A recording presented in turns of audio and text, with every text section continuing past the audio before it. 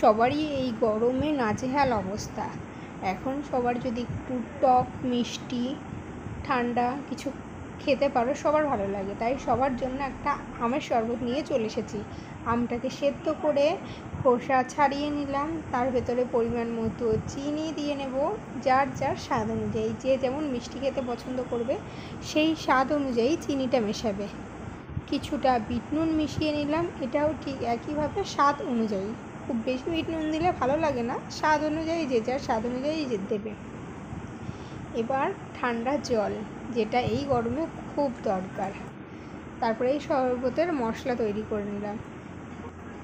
কিছুটা মৌরি নেব, একটা এলাচ, একটা লং, আর কিছু জিরে, খুবই সামান্য নিয়েছি যেহেতু আমার শরবতের পরিমাণটা খুবই কম, তার জন্য খুবই সামান্য পরিমাণে আমি জিরে নিয়ে নিলাম। খুবই সামান্য, দেখো খুবই সামান্য পরিমাণে জিরে নিয়ে নিলাম, যার যার কোয়ান্টিটি অনুযায়ী নেবে। এই মশলাটাকে এবার সুন্দর করে বেটে নেব। মশলাটাকে এবার গ্লাসে তুলে নিই।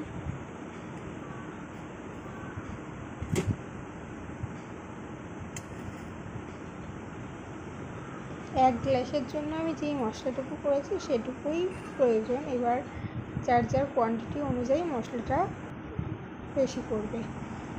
দেখো শরবতটা খুব বেশি পাতলা করিনি, গাঢ়ও করিনি, তাই এইভাবে করলে ভালো লাগবে। এবার শরবতটা গ্লাসে ঢেলে নিই, তারপরে সার্ভ করার পালা। দেখি সবাই কেমন বলে, খেয়ে কেমন হয়েছে। আর তোমরাও অবশ্যই এইভাবে এই শরবতটা বানিও, খুবই ভালো লাগবে। একবার বানিয়ে দেখো কেমন লাগে, আর সেটা অবশ্যই কমেন্টে জানিও কে কে বানিয়েছে।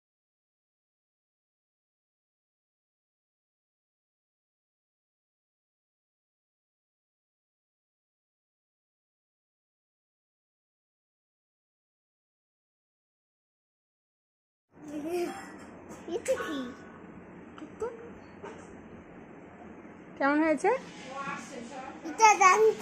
কেমন হয়েছে? কি ভালো হয়েছে? আসো দুষ্টু, আসো দেখো কেমন হয়েছে। কেমন হয়েছে? কেমন হয়েছে? টেস্টি? আর একটু খাওয়া। টেস্টি হয়েছে?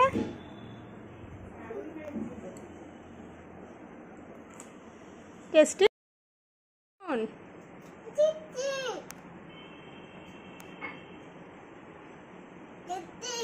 টেস্টি? বলে সবাই বানিয়ে খাও। সবাই বানিয়ে খাও।